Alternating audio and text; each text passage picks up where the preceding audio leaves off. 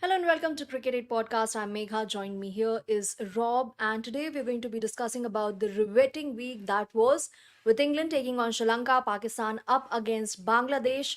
We know how both the games panned out eventually, but what transpired and why it unpanned the way it did. To discuss about that, we are here. So let's start with Pakistan. Declared their innings at 448 for 6, right? And became one of the few teams to have declared and then lost a game. Now, declaration with 6 wickets, having just lost 6 wickets or less, it's just happened 3 times before that a team has done that and has gone on to lose a game. Yeah, it felt like a silly declaration. We saw what England did here, trying to manufacture results, which was an incredible effort, really, because this pitch, make no mistake, this is the flattest pitch in the whole world, and that's backed up by the numbers. Like, this is definitely the data tells you that it just doesn't swing, it doesn't seam, and it doesn't spin that much. Pakistan made it look like it did in the fourth innings, the third innings. But when you've got a guy who's 170 not out, which Rizwan was, Yeah. uh, there is absolutely no need. I mean, how long was left in the game when they finished? They had absolutely loads of time Yeah. left. Hmm. So it was just a bad declaration in every. So my personal view is that you never declare your first innings unless you've got like an injured fast bowler or a fast bowler that you're protecting who's really worth 0 runs or whatever, and you don't want him to bat. I understand that. Excuse me, but if what you should do for your first innings, if you think you've got enough, and obviously at Rawalpindi 450 isn't enough in the first innings. Like 450 is below par on the best pitch in the world. So I mean, look at all the scores that they had in the PSL here. Everybody getting 230 and it being chased and stuff. Like, it's absolutely nuts that they thought 450 was enough. But what you should do is you should bat more aggressively until you're all out, quicker and quicker and quicker, because it's very unlikely that they're going to roll Bangladesh twice for under four, make them follow on in that heat, make them follow on. You're not going to want to bowl twice in a row, are you?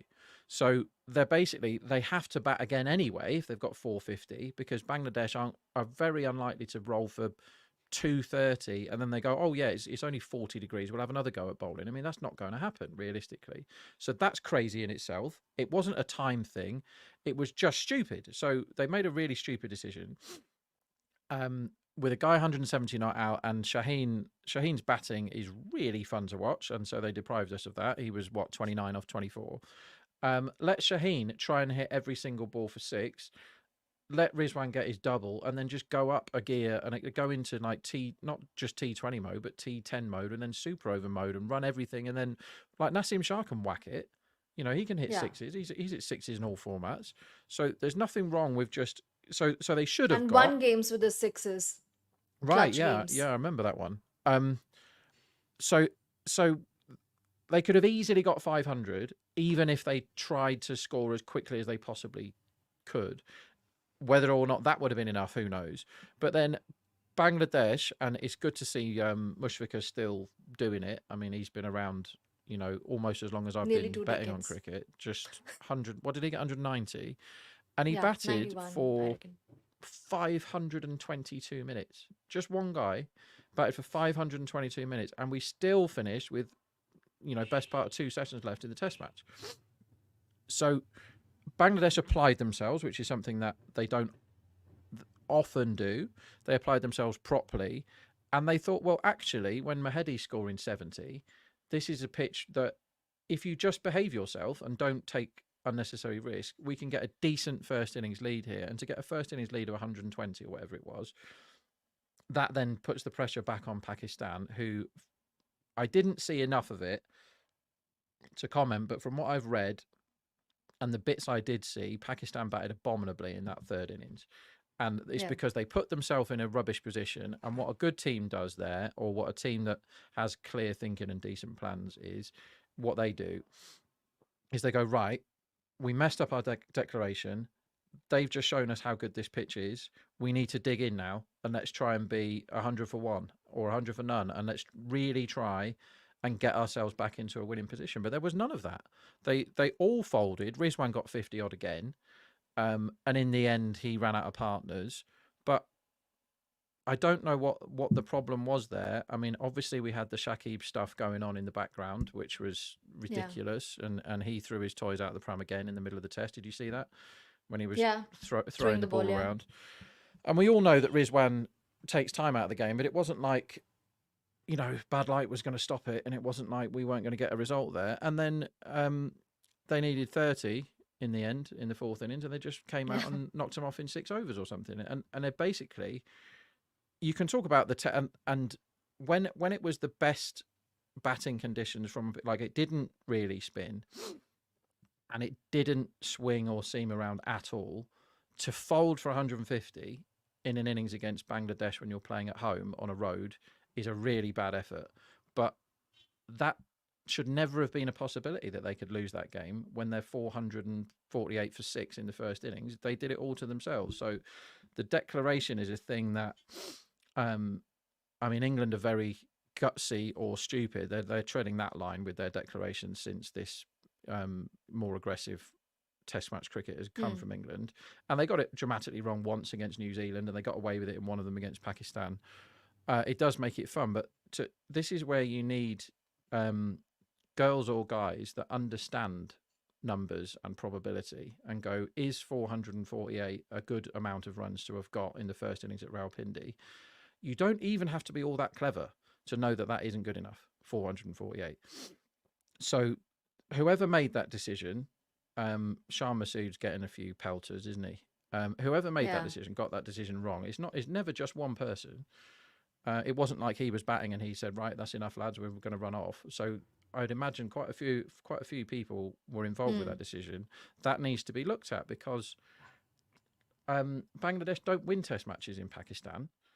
And they kind of gave them one there. Yes, Bangladesh batted brilliantly well. I don't think they bowled brilliantly well enough for the 150 all out, but because they'd got that Yeah. first innings lead, Pakistan saw themselves staring down the barrel and capitulated. So well done to Bangladesh, because often when Bangladesh win a test match, they don't get enough credit because everyone just says, oh, well, the other team lost. And I realise I've just been doing that for 10 minutes. But Bangladesh obviously applied themselves massively well with the bat, which is something they don't always do. And they clearly landed it in the right places, and with a very fired up Shakib for off-field reasons with him yet again.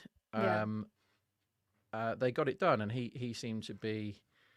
I mean, he's never far away from an emotional outburst, is he, Shakib? But he seemed to have a few other things on his mind while that game was going on, and the stuff I did see, it tended to be him screaming and Yeah. shouting for one reason or another. So, yeah, well done to Bangladesh, and good luck to them. But Pakistan they just made a terrible decision with the declaration.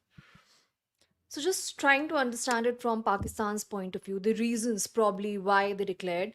One could be the weather, the role the weather was expected to play, with rains being forecast for the subsequent days. Secondly, they misread the pitch, which is something that they've been harping on throughout. They expected it to help and support their fast bowlers. That was the reason why a day and a half in advance they they announced their 11, and that 11 did not contain a frontline spinner, though they did use Salman services for nearly 50 overs in the first innings.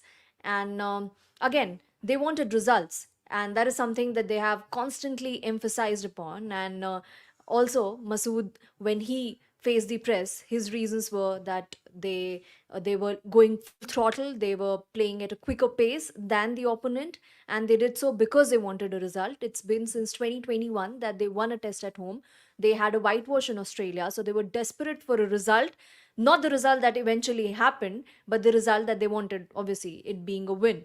Quickly, also taking questions from people who've joined in. So, Gamer says, I can understand Pakistan falling in the second innings after fielding for over 500 runs. So the bowlers were tired because the conditions were extremely tough. This was the only window available, and it being August, the heat and humidity was extreme. So the bowlers, particularly the pacers, would have had it tough. Sid says, Shaheen has gone from Bumrah levels to Cameron Green's bowling. Probably we can take it all together, and then you can respond to the ones that you find most fascinating. Mudassir regularly joins, and at the moment he's saying many Pakistani fans troll Indian fast bowlers, fast off spinners. That is what they're labeled as. How can we now can we say that our running spinners are better than them? And Fahad has joined us since the time we started, and he's extremely disappointed. A Pakistani fan, I assume. He's been saying most of the Bangladeshi or Pakistani players won't even get a red ball gig in Sheffield Shield or in Australia consistently. In Sheffield Shield in Australia consistently. Well, just to answer that last one, I'm not sure whether they mean um, they're not getting one because they're not good enough to get one, or they're not getting one because they're not getting the opportunities. They're two different I think questions. he But means the former.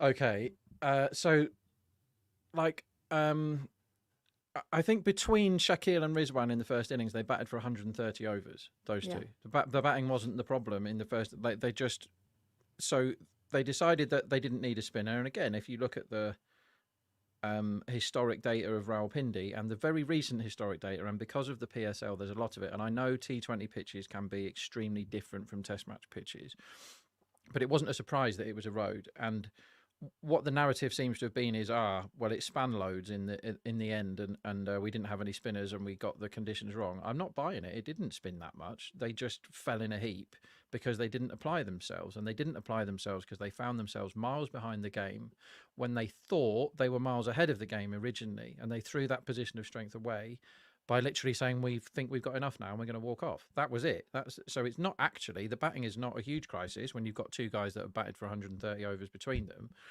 Um, Saying that they were trying to get on with it, Shakil on a mega road scored at strike rate 54 and batted for 260 balls or something. Um, that isn't getting on with it. Look at some of England's strike rates when they're trying to get on with it, and they could have had another hour of batting like maniacs and trying to score 15 and over on that rail. But when you've got a guy who's 170 not hours as good as Rizwan, the scoring rate can be really high if you want to.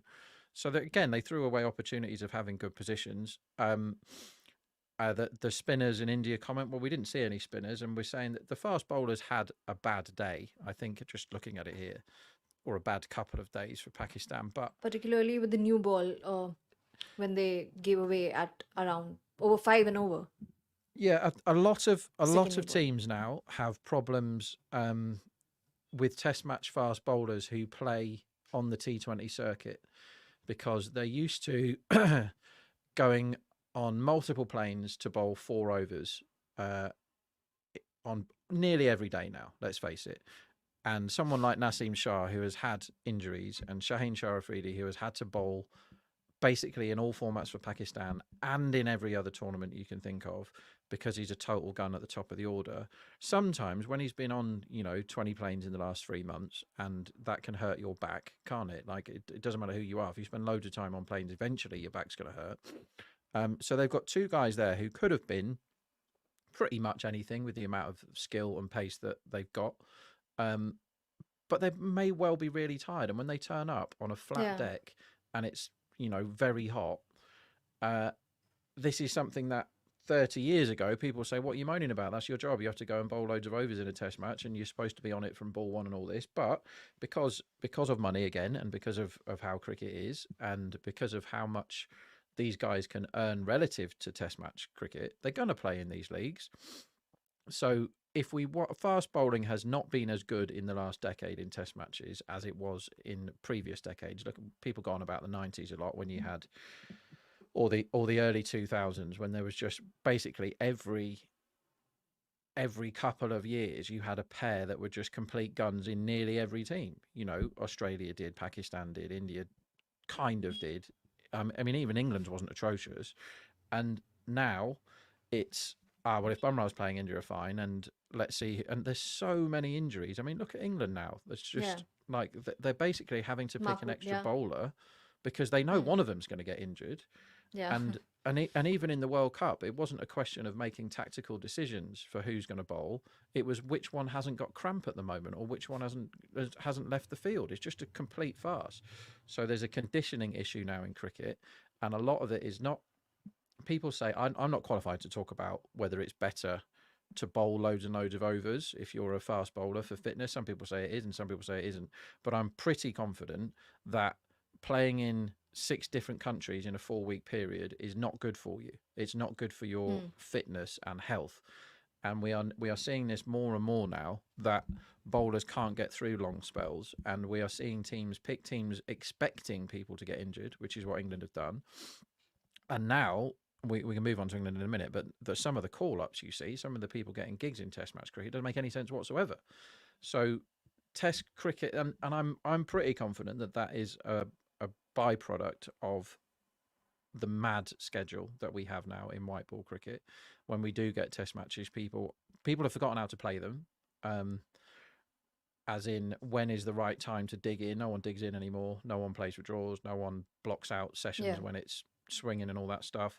So the fundamentals of Test match cricket are dying, and the sheer volume of injuries is definitely a concern here. What are we going to do about it? Don't know. Probably nothing in the short term, because cricket seems to be sat on its hands as far as that stuff goes for now.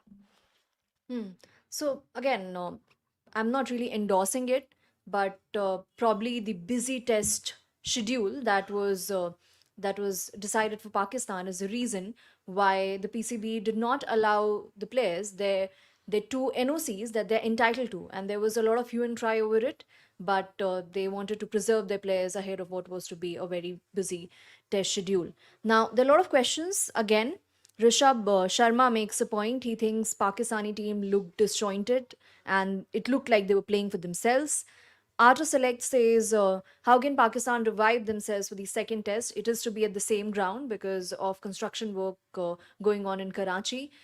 Bright chance for Bangladesh, who can whitewash them. Now, remind you, it's not just that Pakistan lost to Bangladesh at home. They lost to Bangladesh for the first time in their history, and Bangladesh have been around for nearly 3 decades as a test playing nation, nearly 3 decades as a test playing nation. They haven't fared that well, and more so away from home. So it is a big milestone for them, and something that leaves Pakistan with much to ponder over. And Paul says that Bangladesh won the toss and put Pakistan into bat, as a Greg and Chappell once said. Let them bowl you out, don't declare. And Pakistan did declare and went on to lose the game. Sid says Shaheen was one of the most exciting players in the world a few years back. Tanveer Ahmed has reminded us to pray rather for Bangladeshi flood affected people. Indeed, they are all in our prayers. Bangladesh is struggling with flood at the moment. Sachin Kashyap says Babar has slightly changed his approach. He's playing more with the bottom hand, more exaggerated movement in the crease right at the point of delivery, and he has opened his chest more often before the ball gets delivered. Is it something that you as well have observed, Rob, or is it something that strikes you as surprising? What has surprised me about Babar, and that is the problem with Pakistan's batting actually, is that Babar isn't scoring any runs, and he hasn't got a 50 Yeah, for quite a yeah, long time now. yeah, And he used to be a dependable. I think he's up there with, as far as being dependable for runs, the best I've seen in ODI cricket, because absolutely. that format really suits him. He doesn't get on with it fast enough in T20s on certain decks. I think that's fair. Um, but Test matches, uh, he has weaknesses in Test matches which are being found out more. So that is definitely an issue of concern for Pakistan, because it used to just be, well, Babar's going to average 55, and Yeah. so that's a massive thing to have. Like, England have got Joe Root, who is going to be fine. And when you've got somebody like that, like a potential megastar that just sits there and churns out runs all the time, you can build the batting lineup around them. So the technical changes that the guys pointed out there, sure, I'm sure there is a bit of that. I'm sure there's confidence. I'm sure, but form is one of sport's great mysteries, and how it clicks back into gear. But it's been a long time now for Babar, Yeah. somebody of that talent, to not be scoring runs in Test matches. Um, Shaheen And being, also considering the sort of run that Babar had at one point in test matches where he was averaging around 60, good enough to yeah, fit into the top four, and then it all started going haywire. yeah, he did it. He did it in. He turned up in ODIs, and he's just like, this guy is a total run machine. Not Yeah, exciting yeah. strike rate, but total run machine. Like, he's gonna get, if the pitch is good, he's gonna get more than 50. And again, that's when you can start in ODI cricket. Tactically, you can start building innings around that guy. He's your anchor, and he just churns out runs, and kind of did it every time. But yeah, Test is something that we know he's really good at, or has been really good at in the past. But Pakistan need him to rediscover that form.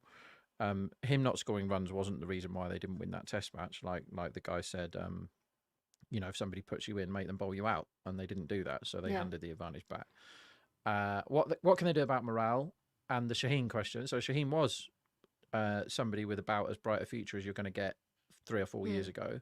Well, I remember backing him to get the most wickets in the 2019 World Cup because his numbers were stupendous, and I thought, well, there's no way they're just going to play all these old bowlers. Pakistan, they're going to let Shaheen play, and they didn't. They went with Riaz and everything. They played Shaheen for about half the tournament, and he got loads.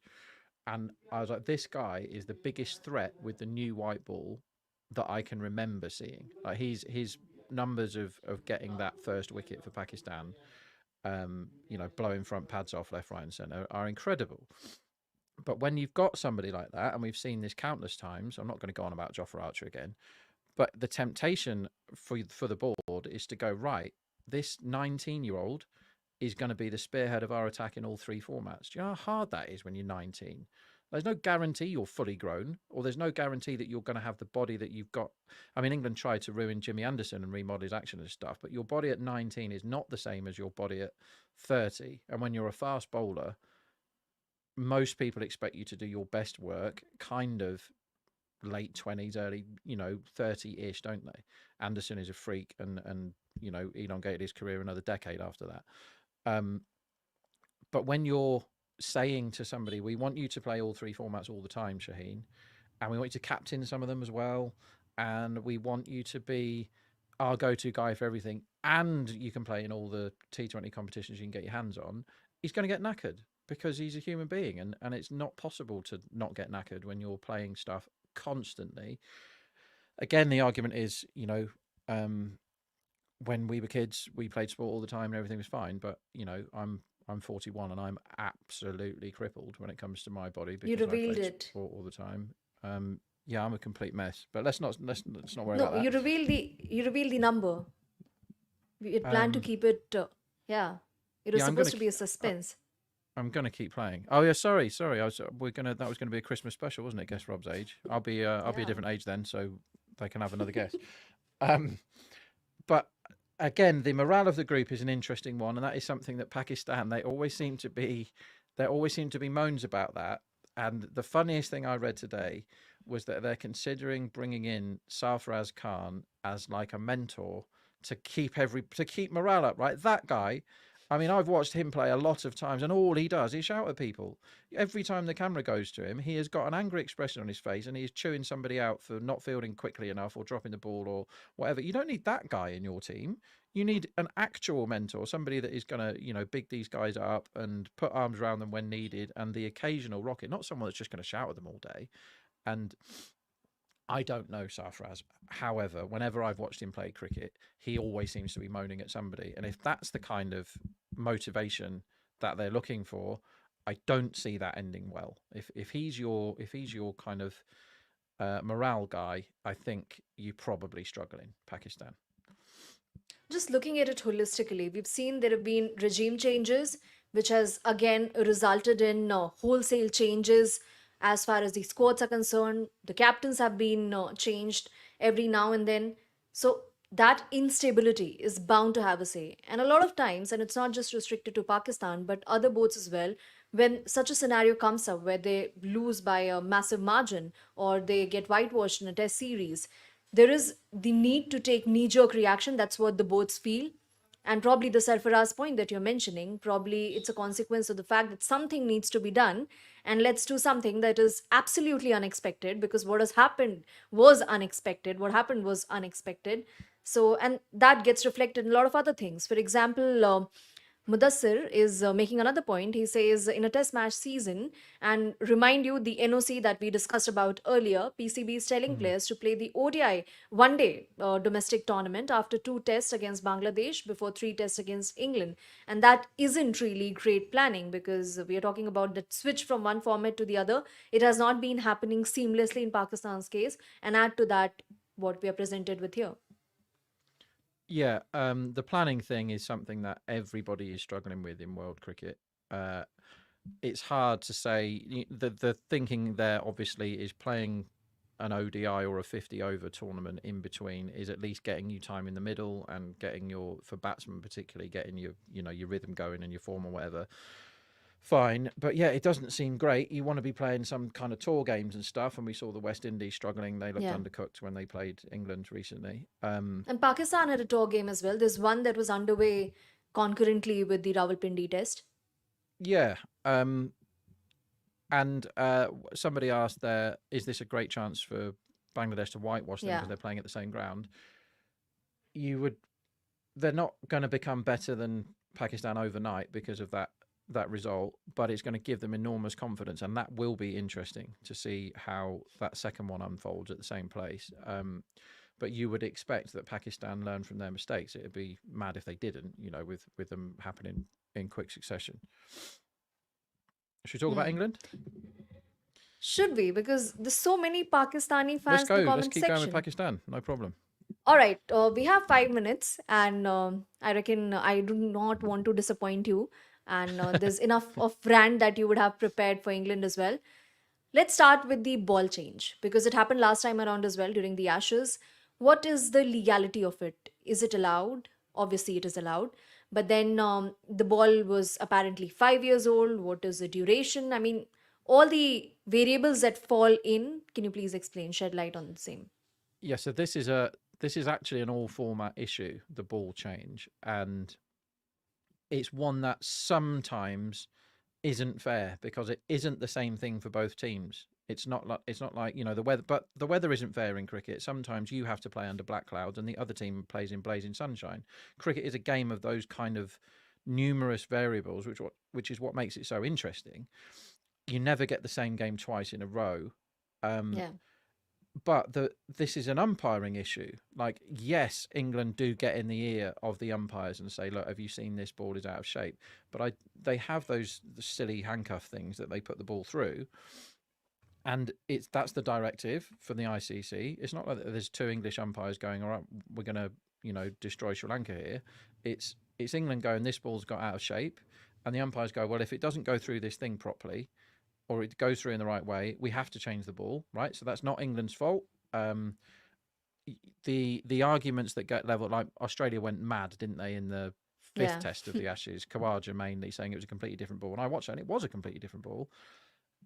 If that's England's fault, England have done something naughty there and said, but it's not up to England to provide the balls for the match. It's because if it was up to the home team to, yes, they select which balls um, are available, but I'm talking about the replacement balls. Surely that is on the umpires to make sure that they've got a box full there, or two boxes full if one box isn't enough, which doesn't seem to be enough right now. There's enough cash in the game, and you go, right, this one is literally it's 10 overs old, and this one is 20, and this one is 30, and maybe have two of each. What do they cost? A really good test match cricket ball now, 50 quid or something. There's enough money to have, if you watch football, those footballs now cost in pounds, they're like £150 or something, and they've got about 50 in every Premier League game, and they're going on and off and on and off. So cricket has the ability to have enough balls. What shouldn't happen, and I think Sri Lanka were going to lose that test match anyway. Hmm. What shouldn't happen is the conditions change immediately. We've seen it in at important times in ODIs where a ball goes out of shape, all of a sudden they swap it, and then conditions change massively. It's a huge thing in the betting markets. You're like, well, that was easy 2 minutes ago, and now it isn't. And the Kawaja Hmm. one seemed like a very different ball to me. The Wokes definitely had it swinging more than he did pre-ball change, but I think that is an umpiring issue or an ICC issue rather than England have doctored the ball again. Um, and if England are able to choose which balls go out there, then that's cricket's fault because when you're a cricket team, and if somebody gives you the opportunity to play with a ball that's going to be more likely to get you wickets, you absolutely should bowl with that ball, right?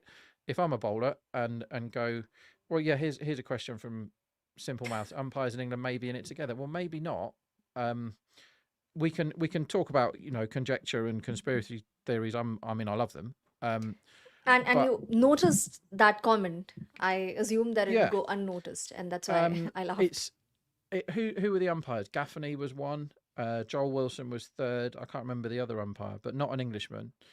Um, I think I was there at the Test match at Old Trafford. it wasn't hugely noticeable. I think Matthews is a guy who might be more predisposed to comment in the media than some other cricketers. Australia are always going to moan about everything. That's kind of their national psyche. That's what they do. So Australia are always bitter when they lose and always very gloaty when they win. That's just what Australians are like. Um, so fine, but I take the point that it is a thing, and quite often in cricket, and sometimes when it's really important, they change the ball and the conditions of the game change. I'm not sure you can't do Yeah. anything about it once you've started bowling with the ball. I don't know whether it's like you can't suddenly stop the game and go, right, we're just going to bowl 6 of these and see if it swings loads. They've got to do that before the game, right? They've got to do that and go, right, well, this one behaves like a 10 overs old ball, and this one 20, and this one 30, and this one behaves like a wet one. Do you know what I mean? And sometimes when you're on a wet outfield, and let's not forget that Old Trafford, there was like 33s in that test match. Um, that was a wet, big outfield, so that keeping the condition of the ball hard and dry is impossible when you've had the ball has been threes all the time and there were twos and threes everywhere. You're not going to be able to keep it into good condition. So when you do change the ball, it will definitely behave differently because they don't keep it in a bucket of water, do they? They don't keep rolling it along wet grass for an hour before they use it. So it comes out of a box that it's probably old and dry, and that must behave differently from a ball that is now wet or has been whacked along a wet outfield time after time after time. And it's a difficult one. I'm not clever enough to understand the physics behind all that. There are things that they can do, but basically just have more balls and say, agree it before the match, because I'm positive this doesn't happen, that the box of balls just comes out and no one knows what any of them are. And the umpires go, that one looks about right, let's use that. Everyone happy? And everyone goes, well, we don't know. We've got no idea how this is going to behave. Do it before the game. Test them all out. They've got loads of time. They've got loads of people on the staff. Go out into the middle and see how they all behave and try and match things up. And that should uh, not eradicate the problem, because two different balls will pretty much always behave differently, but it will go a long way into eradicating the, oh my God, it's gone from not swinging at all to boomeranging round corners. And sometimes when you're on the wrong end of that, it feels unfair. Hmm. So ball did swing quite a lot after it was changed, but I mean, once that ball came into picture, rather. But then it's not like Sri Lanka lost a whole lot of wickets because there were a lot of chances created, but somehow Sri Lanka were lucky and didn't lose a lot of wickets immediately after the ball change. Meanwhile, there are a lot of people who do not agree that even Babar at his prime qualified to enter into top four, the big four, or expanded or merited an expansion of top four to top five for him to fit in. The discussion would continue, and it's very tempting to take up this topic again, maybe after the second test has concluded. Thank you all for your comments and your queries and your observations. And thank you, Rob. And remember to follow us across the social media platforms for us to remain updated and connected. As of now, it's goodbye from the entire team. Bye.